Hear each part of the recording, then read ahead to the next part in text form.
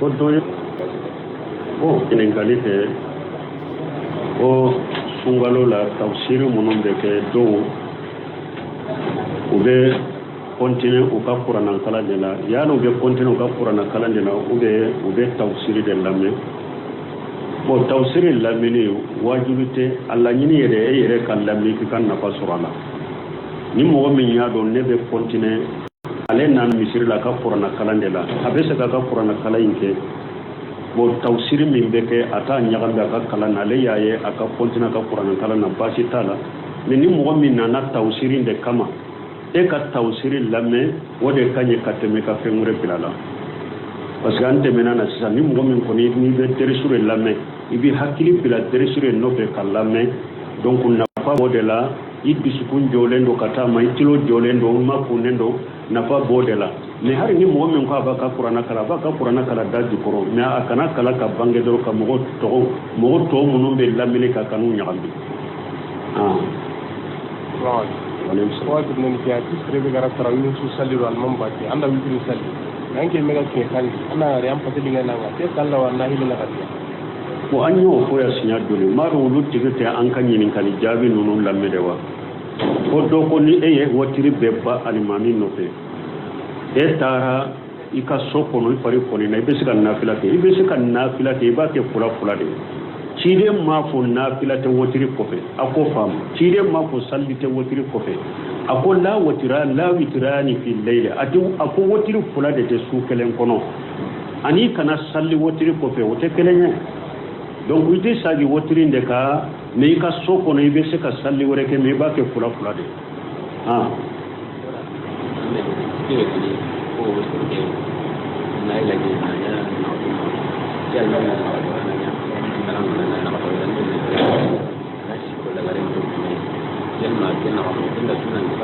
anyo foya kuno mogo ko fama an ko nafila ten nani ko do ko mogo min ben nafila sufe nafila inte abe nani salli abe salamu bila abe sagi kan nani salli ka salamu la siga abe saba salli atigi be qatawla kire ko salatu layli masna tarawih min fulani ne sufe joli de do kire ko sufe joli e fula ibe salamu bila sufe joli ten nani ahmad ibn hanbali ko abo sufe nafila arakan fulan na dafara mugo min bolo awulila kata sabanama nu ko subhanallahi akon nay aya tugu ka kenani amasaga ka sallibe cinyayre akwa be komi ni futuri saba ni futuri ewa akwa be komi fajiri arakan fula nu o dafara e wulila kata arakan sabanana nu ko subhanallahi ni masagi ni tugu ka ke sababe cinya tugomi ahmad ibn hanbal ko sufe nafila bo tawala fulani ni nana kata sabanna har ni jora de nu ko subhanallahi ko sagide ni yutugu ka ken nani ya ko ka salli be ciya salatu layl masna ube an ba shi tuka hadisan min ko cide nyen nani salli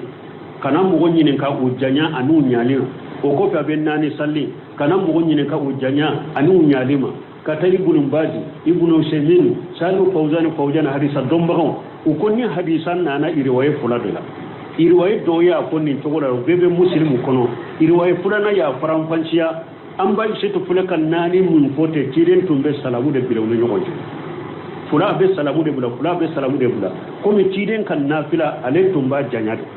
ni ayi arakan fula salla bujanya kunye abe salamu bila abe nguni karakan fula wore salli kujanya bunye abe salamu bila wala ni den nani wa abe sigi kan lafiya an ba shi to yen nani fara nyogon kan lafiya nyoro de la na yen nani salli abe sigi kan lafiya o ko fi abe wuli kan nani wore salli ka fula salli kujanya kunye abe sigi ka salamu bila abe wuli fana ka fula wore salli kujanya kunye abe sigi ka salamu bila nani yo etuguni abe sigi kan lafiya o ko fi abe wotri salli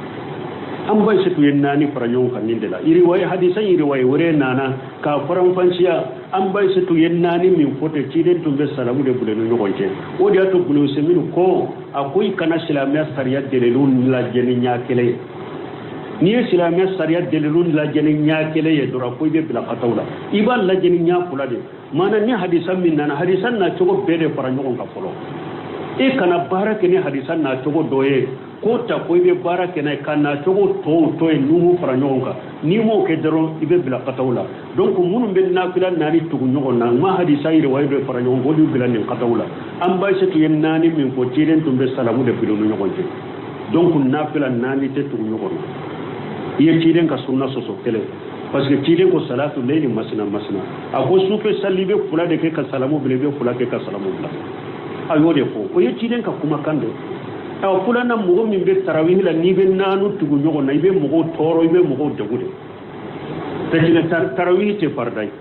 nafila do iba sura be mugo do ka hakilga haju tunne do nanama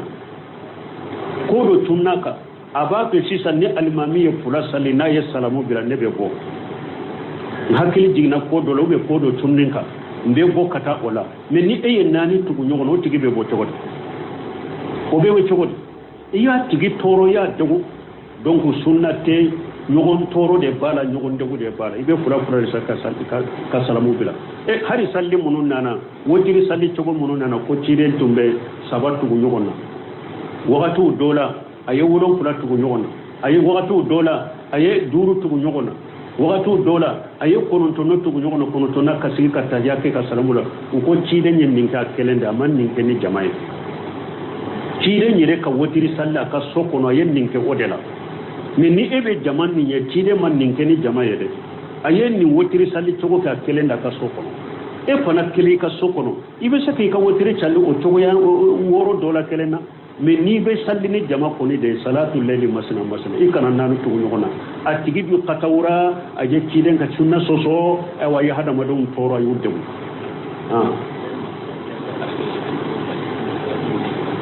ko fatiha kalani almami kofe wajibi do be wajibi do ubera tabulu samite ka hadisa ko so la salata liman lam yaqra bi fatihatil kitab ki don ko sallite mo ko yenni ma fatiha kala amma mo bo mo gola ko tumeni fiati kuma français kun ko dini yeso e wamara mais iga ho ngene kun ko dini livraison mbane kama ni sasa antu mu te wanga la da livraison est ce que kuma keme yana durumu wakiwa livraison min nan daga yamin kun surunga ko man yana ngari libere ko ngara bon ko doko olu be france be bara kere sora de la mais sungaro olu ka bara libération de mana ka dumuni di ema sungalo tilela munum ba du beta duma fembu lawa ambe ala dele ala ka silamu lawasa ka bara di silamu ma bara min ni silamiya sariya beta nute junubu sorala ambe ala dele ala ko no ya silamu ni bara min fulen ni ibe junubu soro sungalo tile konona la ka dumuni doni kata di mugoma min ba do sungalo tile konona la ibe junubu soro wala taawanu alal ismi wal udwan ala ko kana nyogon de me junubu ni yadala har ni ko kafiru de do sumbe kafiri kawo aga kafiriya de ya to amasu abe ala soso de la o de ya to yomale kama do ala be kafiri nyininka sunnu no na ba nyininka ma salaka ku fi sakara qalu lam nakum min al-musallin ubenyi ni kala biyamo donc atet daga ikam ko sidde me sungalu tilela ikadde me dumuni la tebbe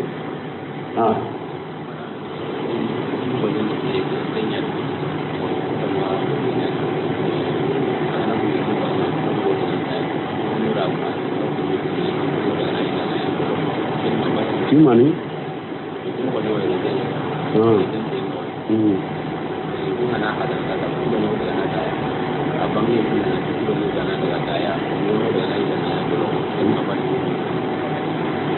ale ire de ka foro do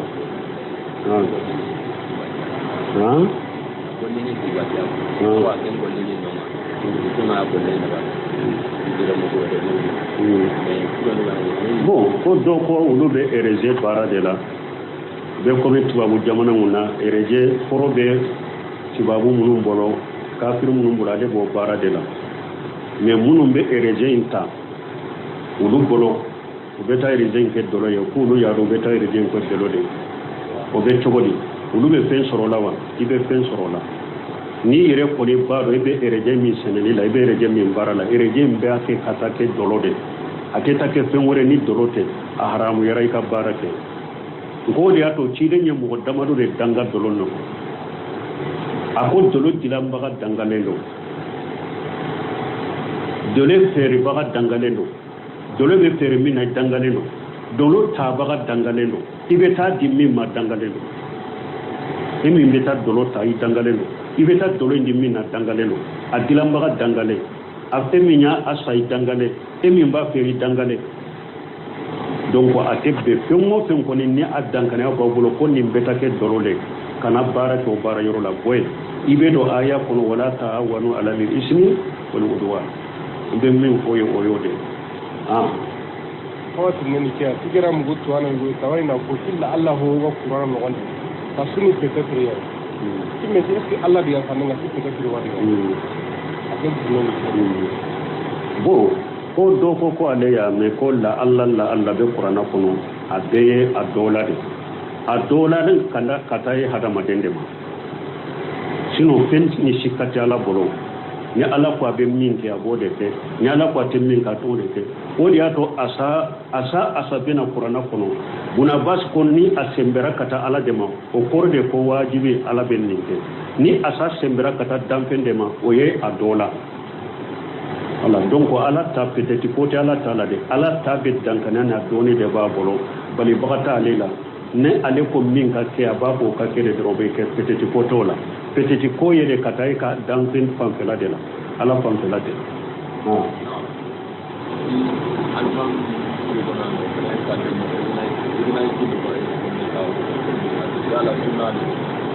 bon ko do ko sallila sanu ka wuli be doni sigi sunna de yewa uba ko ninde ma jalsatu al-istirahatu kolla fiya sigili doni ko ba kuma sabanana kuma folo tigu ko ninde sunna e few doni ko ba do ko jalsatu al-istirah ko te salli ko no few sunna te doni e wa kuma doni ko ba ko fan fulana udu ko sunna do salli la mutlaqa to go be sunna do salli la ikati kuma sabana tigu ulu ko sunnate sallila fonni ka haju sherama sunnate sallila ko ka haju sherama parce que munun ko sunnate mutlaqa ko tidin ka salli togo akanya na waya bela hadisa unana ka kacalli togo fo ko ni sigili ma ko ala ko hadisa min nana ka ko yesaju munun ko sunnate mutlaqa do kono ko sunna do mutlaqa al-Humaydi Sadika hadisa yako ni seba wore nyina na to atola ulu mo fula ka hadisa yako ka ko cide aka salli wotiro la besigi folo sana ka aka wuli mana arakan folo na ye arakan folo salli sana ka wuli direte kata fula na besigi doni o ko ta be wuli bo salli min yannani fana arakan sabana fana ni ayo fana ke sana ka wuri katara kan nani nana abisiki doni ko ninna na ciden bolo ko ni hadisa Abu Humaydi Saadi ka hadisa min fulani ne ado anye seba fulana min ko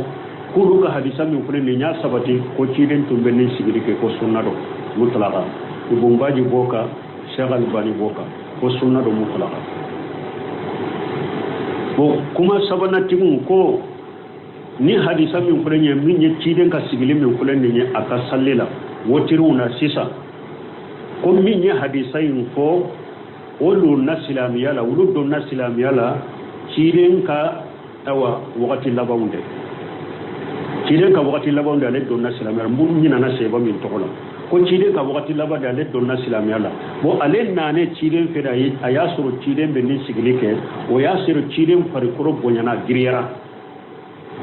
mu ciden yin na ye folo salli ka trabasu kata santo umanu gama atumbe sigi kan lafiya sabanna fana ka trabasu kata santo amanu gama atumbe sigi doni ko o kera de tuma mi ciden fari giriyara wulili manuwai ko ciden yake odela donc munu sembran nimma ulu ko sisa nika haju bala salatul ewa jalsatul isra nika haju sherama ni kumbele bana be ela ube fani giriyara ube chokorbado ika arakan fulo ka tarbasu kata sanfe teta ite seka ke ibe seka sigi kan lafiya arakan sabana ite seka tarbasu kata sanfe ibe seka lafiya hadisa in kuto nika haju sera mai kake min nika haju masyama kana ki ka salli munum ben nin kay ibn khaymu ben nin de kay ibn khaymu jawzi alayya nin de kiriya min ibn shami rahimahullah alayya nin de kiriya ale ben nin de ka jalsatu sirah sad dewa sunnati salli la mutlaqa sunna do de ni ka haju seram ko parce que ciiden ka wakati folo atun ta ke ciiden ka wakati labawnde ayake wala o yayira ciiden nyaake haju de kama donc ko ni haka haju serama ake ni ka haju mashama ikanake kuma sabana yen ninde bun qaymu yen ninde griya ibn semira rahimahullah alayhi ninde griya mi anya ko to mi bun bañu no ba ka mutlaqa ni munum ba haraka mutlaqa ani munum ko ni ka haju serama ikake ube bolo ni ebe salli alimami ko alimami mi abe jalsatu istiraha ke ni e alimami ko fe bogo bolo jalsatu istiraha te sunnay ko ni ka haju serama ni ka alimami sigira isigano ciren ko alimami kera ka la degede na ye minke ate e ka alimami sigira ebe wuli ina alimami be fonko nyonya wala hari ni e bolo jalsatu istiraha hari e bolo ni sunnate ni ka alimami yake ake ano ubeyen ni ko aha e alimami ko fe mo fana abe e bolo jalsatu istiraha be e bolo ko sunna de do mais ibake ka salli alimami min ko fe ato bolo ko sunna do o taake ikanake ni na alimami be fonko nyonya ni ko nebe se ka yisigi doni ka tarabasu ni alimami te fonko nyonya o tarabasu tew jalsatul istiraha te ki sigi ka tarabasu ka ke ko mi sigira fen kalamande ka jalsatul istiraha to yewo munna kama jalsatul istiraha mana ibe lafiya de ibi sigi ka lafiya de munun bake alimami ko fe alimami munun take nube sigi ka tarabasu ka wule o te jalsatul istiraha yewo a jalsatul istiraha yede ibi sigi ka lafiya o da to ko lafiya sigi le ibe sigi ka lafiya de wala hari munun ko sunnaro mutlaqa ani munun ko sunnaro nika haju bala hada madin kan nunun ko sidina la al khilafu sar ini ka alimami kana fonko nyonya nunun ni alimami bake e bolo ni etaki ka salia ni ka alimami ya ka ta no ni alimami take abi e bolo ko e bake ka salira re ni salira alimami min ko fa ma kai kana ke ni de kuma salin ya ala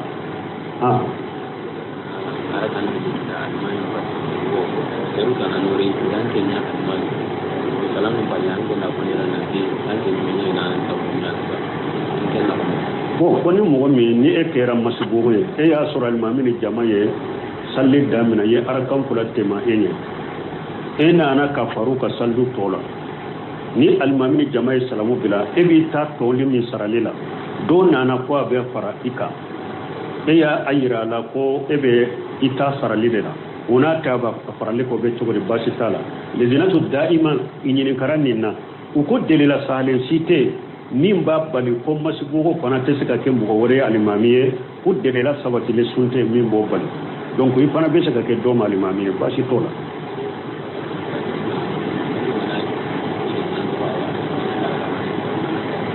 fora katal fajr ni salli jora ki tola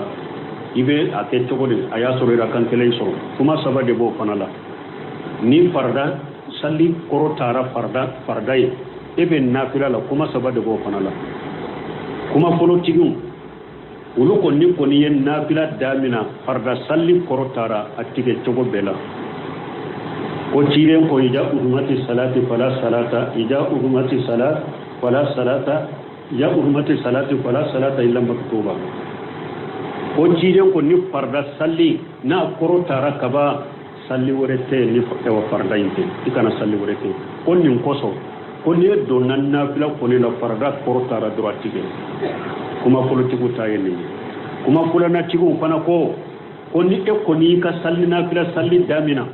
salli korta bagay salli korta ibn nafila yoro kani ka salli tigere ika salli dafare wala ko qur'ana kuno wala tubtilu amalakum wala ko yire kana ka baranyuma uciya ko salli e baranyuma de e donna la kaba e kani ka baranyuma ciya addafa ko bina faruka inye kuma fulana tigu kuma sabana tigu ru fana tabe chamancela ulu ko ni e donna nafila la ebe arkan folo de la farada korotara attige hadisa in koso ni ciden ko ni farda korotara salli werete donc ni ebe arakan folo de la farda korotara attige ni hadisa koso minna ya soro eyen nafila arakan kelenteme ibe arakan fulana de la farda korotara adafa ika salli dafa kanattige aya koso wala tubtilu amalakum ani ciden ka hadisa koso man adraka rakata min as-salat faqad adraka as-salat ciden ko ne arakan kelen soro salli la duro yo salli soro kaba salli arakan kelen soro la yo salli soro kaba donc ko ni hadisa koso ani ni aya koso na ya soro nafil arakan kelen temena arakan fulanna o dafa kanattige me ba surnya buno semi rahimahullah nin kuma sawa fanala ayen nin sabana de duriya onin de kakene nini kya digaro sere go salli ne ke tenga ira ko rosi sujuro ko do mena wa takbira nyana ko salle ngani mi fera tin ka digara di fare me salli kundo ne amaya nyana daiman do ke ken so ba bon minye ko ewa sujuro fulani nyogon ce tittege fula korota ko do ba ke ko ale ya tijini ne ka ko cire nyere tumba ke me tunta ke wakati bede no minye tege korota e akuma sahale nye minye Abdullah ibn Umar ako ale ya dabu akama da Abdullah ibn Umar ako ale ya dabu akama arhamtu salatu rasulullah sallallahu alaihi wasallam ko ale ya ciden ka salli ka dabu akama ka ciden ka salli cogo ka koroshi aba tige fula korota yoro mi sallila aya dabu akama de ka ciden koroshi wala ko ciden tumba ke yoro nani kabaru folo aba tige fula korota kabila kama hakela ube tilo hakela ni kabar folo banna na ye kalanke kalam banna na beta urukula aba tige fula korota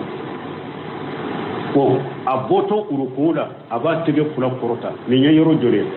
saba sallim min yatahiya fulaye na yatahiya foloke na wulula aba bolo fula korota Abdullah ibn Umar ko ciden tumba bolo fula korota ni yoro nani rera sallila me aya ko ka faraka akom min na beta sudulila atuntake wala miro nani mi sabu yero korota tege korota sallila mi yoro nani de sahabendo donc femmi ngo o kofe adi sammi nana la do ko tusera do ko sadu do Sheikh Albaniya do akasifatu salati kono ko ahayana wakati nadiri me nunu mbake sisango lu ya ku kala dade ado ya ku kala ro ko salli yere ko ciren tumbake me wakati no me munna evita ke bada eme barake ni hari ayaye hadisa min hari ayaye doni ke ba min bolon aya ko togo mi ma barake na o togola albani ko ahayanan wakati no ako parce que ni ciren tumbe ciren ka salli togola ko u yettege korta fo yoro nani na togo mi ko fana tumbe do sebo tolo tumbo fana ko togola ni ya yi o dogora sebo wala ama fo ko mi yoro nani ta togo o ya yira ciren tumten nin ka wakati bela har ni albani min ya ko ahyana wakati no de me munu nyata si sawlo ba ke wakati bere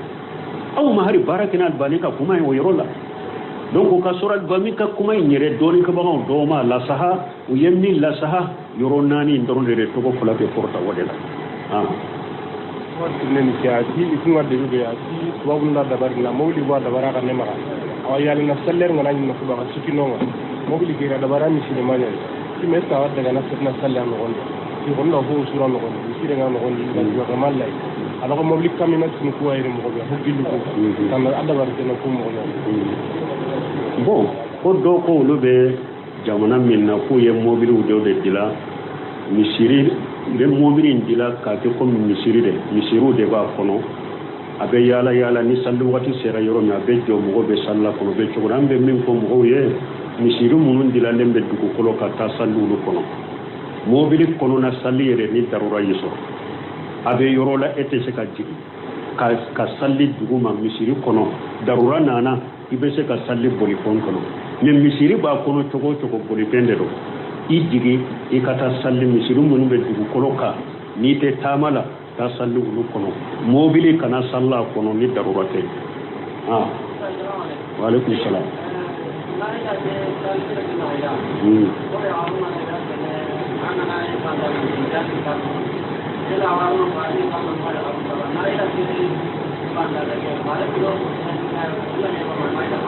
bon konni ciden ko i kana muso bali akata na ko beta salli misiri la ko farda do be nafila do farda no nafila be de bala ciden ko re do la temuna ima allah masajid allah akwala kam misiri de amma ko sallu akwa kana alaka jom muso bali katala kam misiri la wani yadrijina tafilatu na yasarti kala ni muso nunun beta misiri la ko farkulo be de sufa ko ka farkulo be de sufa ko kana kasa jalan ko yere la fana ni abora o togo de la ko beta misiri la akoy kana bali akata misiri la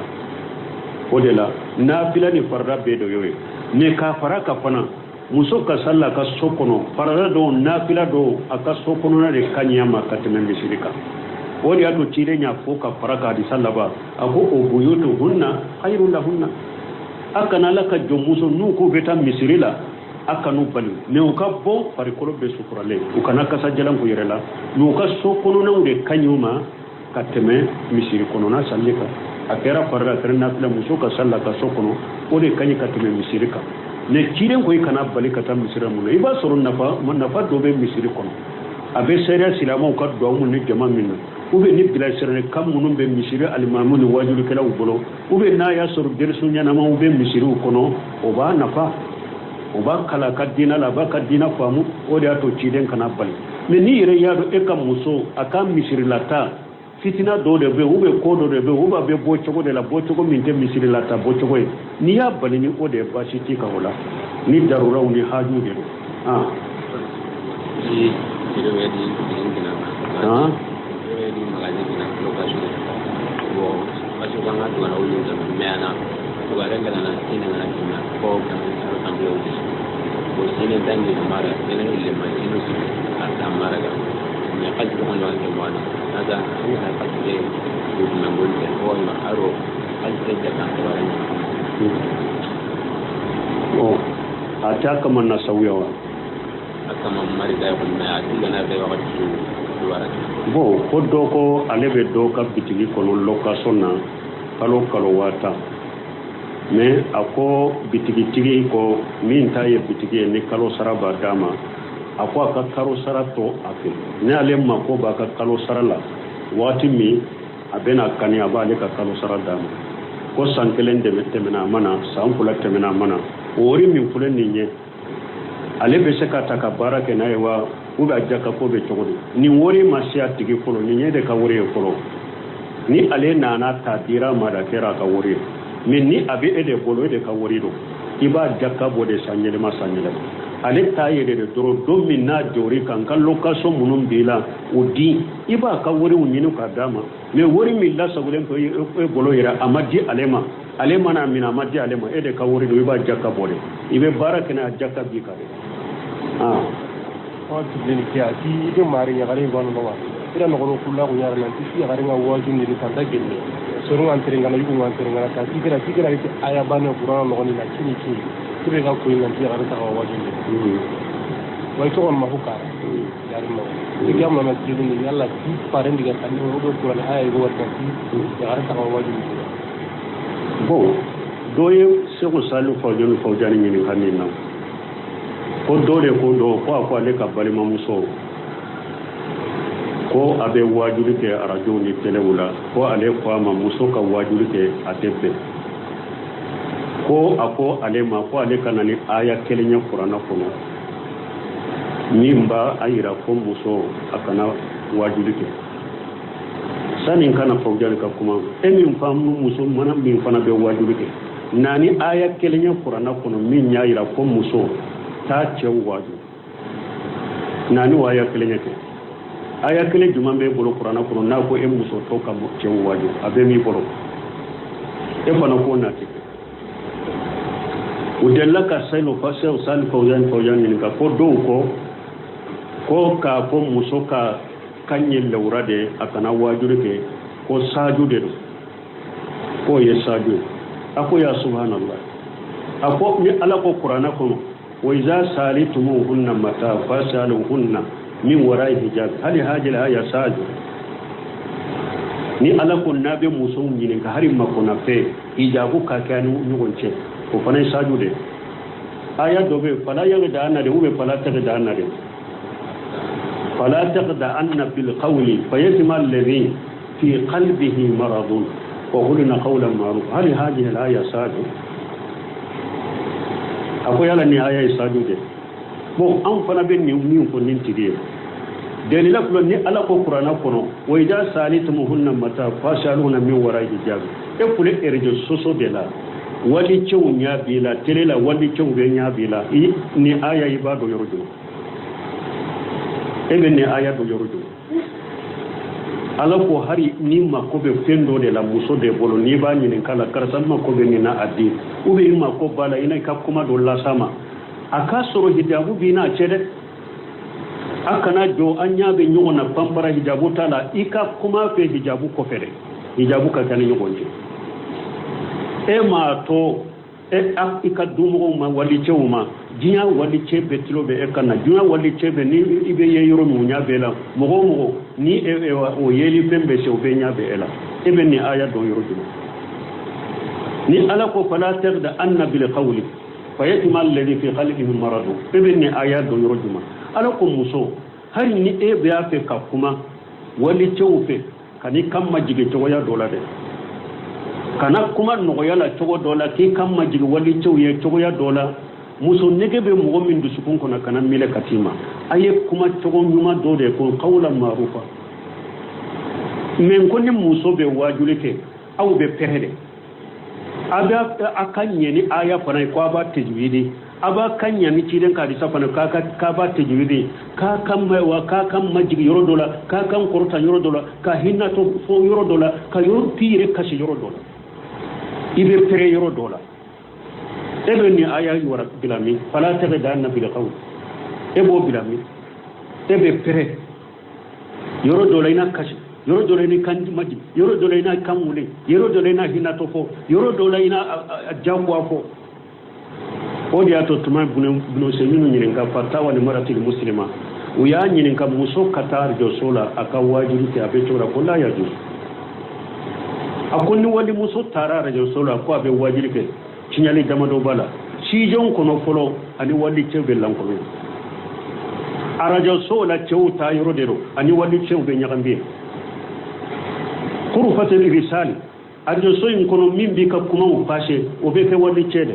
ebe kuma wali chewde be ka kuma upashe awa koni muso ka be wajiru ka takunu jajaban fatanan abeke wali chew sama bagada ni wali chew fitina baga nube fitina na kanye akambe don sama apo ate daga muso ka wajiru ke wa arjola chew wasira arjo wajiru kala chew wasira atebbe muso ka wajiru ke arjola ha dongu ninte aya de ni ciden ko nim e wal almami tromper sallila chew ka ko subhanallah muso ka tegere bosi munna ciden ma ko sallit nyato munna ciden ma ko ka ko subhanallah ciden ni bali subhanallah ko lila almami ko fe o ba ko koy kata sigar jo sede lay kata sigi tele sorila e kam mikoro reta wali chew jama cela ko ka wajurike silamiya sariya ye salli wala te muso ka salli wore muso kana mi porta ko be salli wore silamiya sariya doni ke baka sima ko ube bennan baka muso te salli wore mikro dira un ka muso ma alimamu sigiro la wajur kilo sigiro la mikro be muso bolo jama be misiri kono mikro be sampe wadi ce ubame o te salli wore wa mun torani salli wore ce sisa kiren ko akana salli wore muso kana salli wore doni ke baka be bolo farda munu be bange cene muso be yekelenya ala ni muso bi yere ka soko rubi ni chebe ibi ka farda u bange ko mi chebu bange to yoro munu be bange me be bolo ko nube wali chewu nyana wali chewu koro iki tafu daji ko e ka farda kalanto min kan ka bange ko o ka ko daji koro sira be di ede ma ko be mi korta ka chewu wadi sira be di ede ma ko be sigara jo sela ko be chewu wadi sira be diede ma ko be ta sigi tele so la ko be arjo waju ko be tikitoku hari ka farada yoro munu be bangi ko ni wani cew be no ba me ta ko daji ko la bay ka ko ciiden ko cɛw ka pereni labbayka fo yɔrɔ la a ko muso ko taa f'u da joko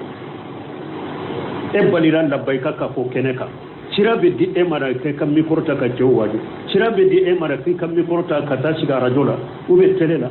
réseaux sociaux la kitabu dɔ bɛ yen fatawa المرأة المسلمة المعاصرة دعوتها وإمدادها ومسؤوليتها دكتور دودي دلا مدينة جامعة ويا أو أدلا ko sisan kan muso an ka wakati laban kan muso u ka dawa cogo anu masuliya munun boka anu kan kan labbe munun ke dinala kitabu indilala o kama o kitabu tigi ko kitabu in kono ako min ye muso ye e ka dawa ka ke damuna muso cela e ka dawa akadda idamuna muso cela e ka dawa ka ke har ni be dawa min ke arajo soula e ta ka ke i ka sabe ka di ce doma ne ye muso de nka bilasirani kande fulen ni nye balima muso ye e ce fulana akala arajo soula ukane e ka dawa ka ko de ube i kan laɲini sɛbɛ i ka di cɛ dɔ ma a k'a fɔ teleso dɔ la an balimamuso karisa masina a ka sɛbɛn de filɛ nin a ka lettre de filɛ nin ye ka taa balimamuso ma ko an ka kala tele la a nɔ la a ko muso ka dawa bɛ kɛ nin cogo de la o la a nana ni Sheikh Bumbaji ka fatawa ye a ko Bumbaji ko min ye komi muso ale ka dawa ka kɛ a damana muso ni ɲɔgɔn cɛ min ye telesow ye arajosow muso kana don ninnu na ko i bɛ dawa kɛ anani Bumbaji nunu ka fatawu ye kitabu in kono min ye muso ye arajo sew tele sow radio sosow muso kana dawa ka wulula muso ka dawa ka ke idamana muso cela ku wele ku fara ɲɔgɔn ka yɔrɔ la nubu lakara ku lakara nubu waju ku waju ne radio sosow telew ewa arajo sow muso ka nunu to cɛw bolo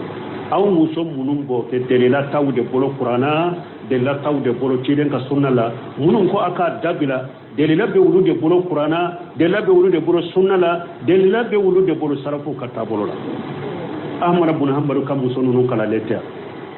don nyame ko Ahmad ka muso nunu ko dayat Maliki nunu muso don nyame ko tumbe mo waju don nyame ko amba ci to delila kana ciden ka misrila ka hadisa kendin cewmay ko amba ci to nana ciden ka misrila har don kele ka cew waju don nyoye don nyome Sayyid ibn Musayyib akadde muso tumame ayada ka kalandema dogo kumbana kalandem munila ka kitabu ta ko mabeta kala muso ko ibetanu akombeti fa ke ke betin ka deresuta akoy sigi doni be fa bola bi mboloya ndila kala awlo tumbe wajuru ke musirula jonyu ka wajuru ko me musirula ko be cew waju ko be bedde woni karelu mu hagaro jonyam awa salafu ka tabolote Qur'ana ayaw yaw bali akana ta wajulu kerjo sosula muso ciden ka harisaw ya bali akana ta wajulu kerjo sosula ni cewba ka kamme e wa sarfu salihu jama kulu sabatun to kadda bulu ko muso be cewwa ate alaka dimman da subhanaka allahumma wa bihamdika ashhadu an la ilaha illa anta astaghfiruka wa atubu ilayk